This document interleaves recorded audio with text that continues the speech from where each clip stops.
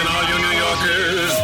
Excuse me, taxi. Okay, man, we're looking around. This is the 77 WABC minicast. You know what? I noticed something the other day, folks. So I'm gonna be honest with you here. So I'm coming into work, and sometimes, how can I report on the world if I don't live it myself? So sometimes I intentionally take the train, and I'll say to myself, "Is this the day?" This is why I don't know if I believe that crazy stuff. I shouldn't say crazy. That they're not mentally competent to stand trial. They have psychiatric issues. Okay, the crazy stuff. Because generally, have you ever noticed they know who not to mess with? Have you ever noticed that, folks? So when I ride the train, the whole look on my face is I'm cool, I'm nice. But if you mess with me, don't let this suit fool you, because we're going to have, let me put it this way. You're going to read about it in the paper that day, okay? So I'm at Penn Station, and I see like 6 people standing together. And they're standing talking, and I'm thinking they're waiting for the train. And it was a good thing, it turns out, right? So if you want to feel safe in New York City, go to the subway at 34th Street. That's where the police always are. You'll see 1 million of them there, right? And that's a good thing. But the criminals know that as well, right? And so these 6 people, they were dressed almost like tourists, but jeans and so on. And then I looked again, and I noticed that they were plainclothes police officers, right? There was a woman, there were a few men, there were, I think, 2 Indian guys, but they were all police officers, right? But here's where I said, you've got to be kidding me. So it's a wonderful thing that they had plainclothes officers that I didn't know they were police officers until you look closely and you see the bulky bulletproof vest that they have under their garments. And so the female officer was standing in front of me. And so I could see one of them had their notepad in their baggy pants. And the female officer was behind me. And so I looked down at her waist because I wasn't sure if she was a police officer. And sure enough, you could see the bulky area where her gun was there. But here's what turned me off. So I was honored, I really was, to see these plainclothes officers. Now, I know that the body cameras are there to protect the officers as well. But why have them in plain clothes if you're going to have one of them wearing a big body camera on his neck? You don't think the criminal looks and goes, "Oh, law enforcement, he's got that body camera." And sure enough, we've got to get back. You know what, folks? There have been movies made about how effective undercover police work is in places like New York City. A movie called Money Train. I don't know if you saw it, Matt Blaze, but Jennifer Lopez. I forgot the other 2 actors. One black guy, one white guy, and it's all about an undercover unit of the NYPD and the transit police, undercover.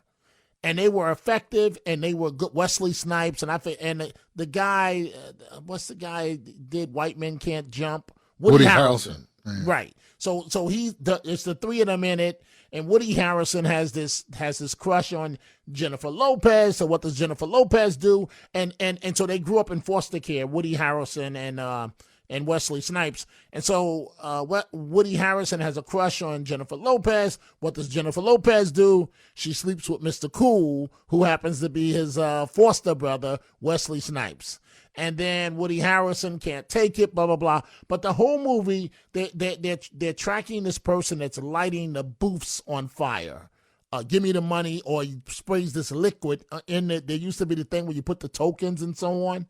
But Blaze, why? I get it. There have been complaints, and 600,000 complaints of people of color being stopped by the. Would you rather be dead or stopped by the NYPD? Which one would you prefer? I'm not down for violating anyone's civil liberties. But which one would you prefer? I would prefer that a cop had been on that train in Charlotte when that man, who's now, quote unquote, mentally incompetent, I would have preferred an officer had been on that train to blow his brains out. That's what I would have preferred, so that woman would have not been in a cradle position looking up at him like, why did you just stab me? As she literally died in front of us. Matt Blaze, what's the problem? I mean, what's the solution to the problem that we get around the issues that we're facing society-wise? People just have to be nicer to each other and respect each other. And I don't know how we convey that message to everyone to say, look, we all start off, or we all have an opportunity. You all have a choice.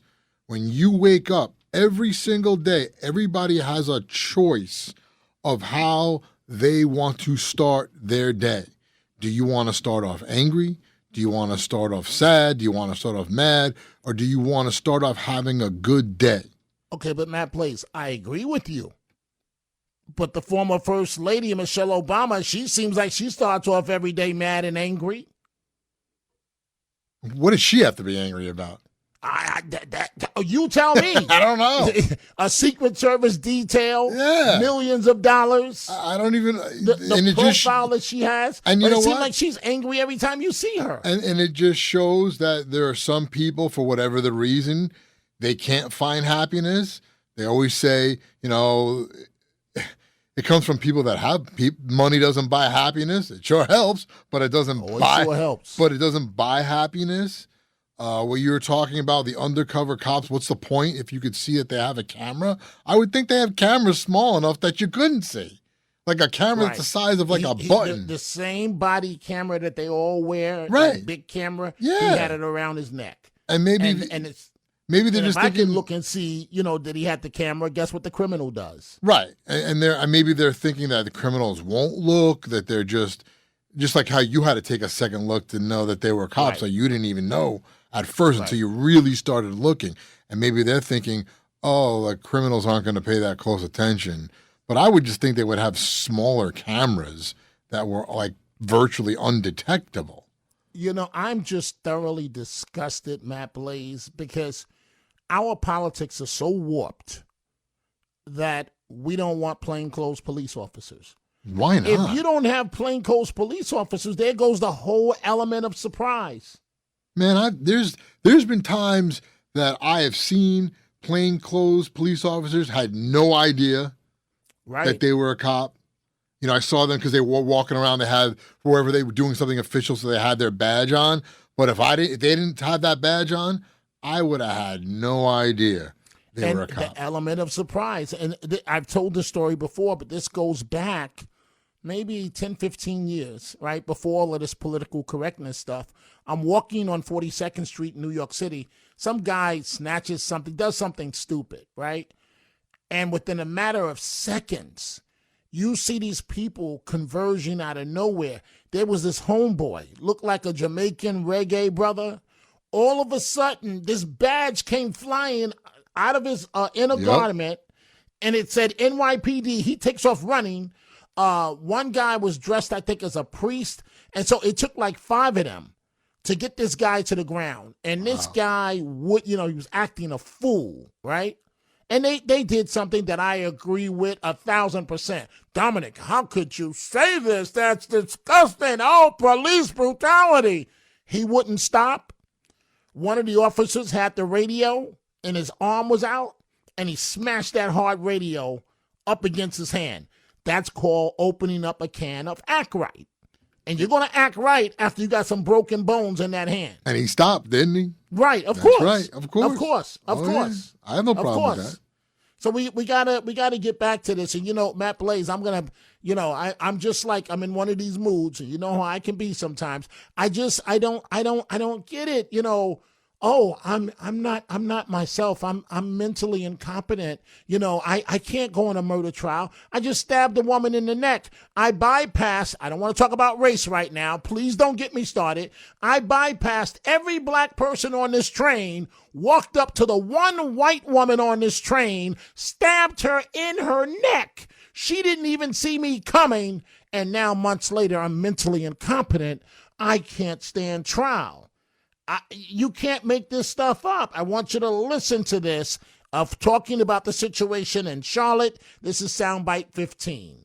DeCarlos Brown Jr., the felon charged with the murder of Irina Zarutska on a North Carolina light rail, has been found incapable to proceed with trial. The decision comes after a mental health evaluation. So DeCarlos Brown has a string of prior charges dating back more than a decade, including a felony, larceny, and robbery with a dangerous weapon. Brown's lawyers are now asking the court to push back a scheduled April 30th hearing for another 6 months. It's pretty unbelievable. How many times can this man continue to commit crimes and be judged incapable of being accountable for his crimes? It's not just larceny. It's not just robbery. Now it's cold-blooded murder.